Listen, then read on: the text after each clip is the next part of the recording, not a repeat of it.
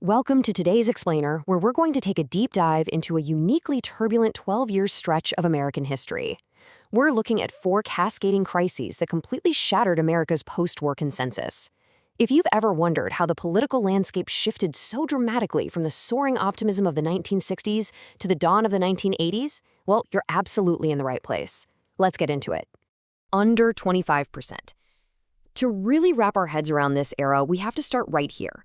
Back in the mid-1960s, public trust in the federal government peaked at a really robust 75%. But by 1980, that trust had basically fallen off a cliff to below 25%. So what on earth happened in those intervening years to cause such a massive fundamental collapse in faith? Okay, let's dive into this. Here's our roadmap. We'll trace the journey from the silent majority era and Nixon's global maneuvers, right through the shockwaves of Watergate and stagflation, into Carter's crisis of confidence, and finally, the conservative opening that followed. First up, the silent majority era, focusing on Vietnam and the growing domestic divide.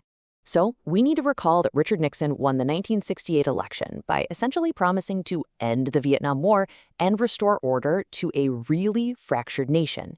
He campaigned heavily on having this secret plan to end the war. But the reality, he didn't actually have one.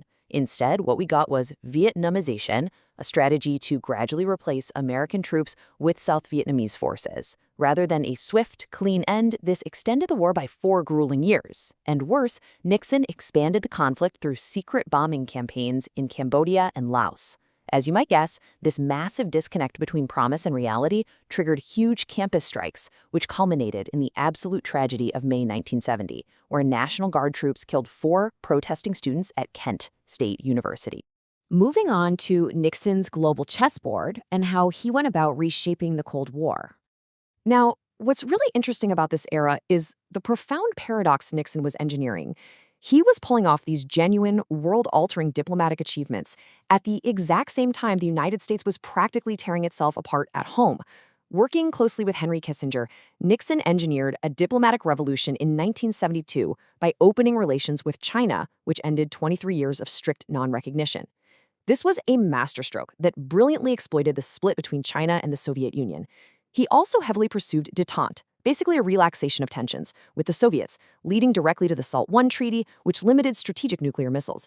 He was completely redefining the global balance of power, accepting that the U.S. couldn't just magically roll back Soviet power, but rather had to figure out how to stabilize coexistence. Which brings us to our third section, Watergate, the constitutional crisis and the ultimate abuse of power. Naturally, those foreign policy triumphs were pretty quickly eclipsed by our next crisis. You probably know the basics of Watergate, but it's absolutely vital to remember it wasn't primarily about some third-rate burglary. No, it was entirely about the massive, orchestrated cover-up that followed.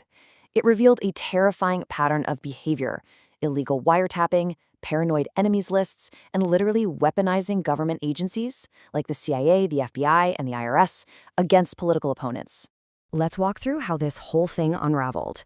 Following that June 1972 break-in, relentless digging by the Senate, special prosecutors, and the press, most famously the Washington Post, started connecting the dots all the way back to the Oval Office. The constitutional showdown eventually peaked over secret tape recordings Nixon had made of himself, and in 1974, the Supreme Court dropped the hammer. In a unanimous ruling in United States v. Nixon, they declared the president couldn't use executive privilege to just hide evidence. This forced the release of the infamous smoking gun tape, proving beyond a doubt that Nixon had ordered the CIA to obstruct the FBI's investigation. Facing certain impeachment, Nixon threw in the towel and resigned in August 1974. And sadly, the aftermath only deepened the wound. Vice President Gerald Ford assumed the presidency and almost immediately made the highly controversial decision to pardon Richard Nixon. Now, Ford's intention was to help a deeply traumatized country move forward without having to drag a former president through a criminal trial. But the result was the exact opposite. It generated immense public fury and completely cemented a cynical feeling among everyday Americans that the president was, quite literally, above the law. Next, Section 4, Stagflation and Economic Shock. Basically the end of the post-war boom. At the exact moment political trust was cratering, the economy decided to buckle too. We've all heard the term stagflation before, that toxic mix of high inflation, high unemployment, and super slow growth. But what made this a true nightmare scenario was how it absolutely baffled the top economists of the era. And this brilliantly illustrates why they were so confused. For decades, the Keynesian economic consensus that had guided national policy since the New Deal assumed a strict trade-off. You could have high inflation, or you could have high unemployment, but not both at the same time. Well, the harsh reality of the 1970s completely broke that theory. Both were soaring simultaneously, and all the traditional remedies just weren't doing a thing to fix it. So how exactly did we end up in this mess? It was a nasty combination of structural choices and sudden shocks. First, back in 1971, President Nixon took the U.S. off the gold standard, removing traditional constraints on money creation. Then came a massive external blow. In 1973, OPEC cut off oil exports to the U.S. Oil prices practically quadrupled overnight, resulting in literal lines for gasoline winding around city blocks. Finally, the Federal Reserve's response of jacking up interest rates to fight that inflation just ended up triggering severe recessions. Just to emphasize the sheer severity of this economic pain, by 1979, inflation had peaked at an agonizing 13.5%. Just think for a second about how that impacts the average family. The cost of living was skyrocketing every single month, while the economy was just completely stagnating. Bringing us to Section 5, Carter's Crisis of Confidence, an era defined by malaise and hostages. This incredibly grim economic environment set the perfect stage for Jimmy Carter. Elected in 1976 on a massive wave of post-Watergate disgust with the establishment, he ended up facing a paradox very similar to Nixon's. Carter achieved monumental foreign policy wins, like brokering the historic Camp David Accords between Egypt and Israel and successfully negotiating the Panama Canal Treaties. Yet these massive wins were utterly derailed by the 1979 Iranian Revolution, which ousted the US-backed Shah and triggered a devastating second global oil shock. In July 1979, Carter addressed the nation on television, delivering what became widely known as the malaise speech. Even though, fun fact, he never actually used the word malaise. He accurately diagnosed a deep crisis of confidence in American society, pointing to a lost faith in government and a fractured common purpose. But here is the tragic irony of it all. While his diagnosis of the American psyche was dead on, the speech itself was a political disaster. The public was hurting economically. They desperately wanted tangible solutions, not a presidential lecture on their spiritual condition. Then, the ultimate symbol of American impotence struck, 444. That is the painfully long number of days that 66 American diplomats were held hostage in Tehran by Iranian student militants after they stormed the U.S. Embassy in November 1979. Carter's total inability to secure the release of the hostages became this daily, deeply painful reminder of America's declining global power.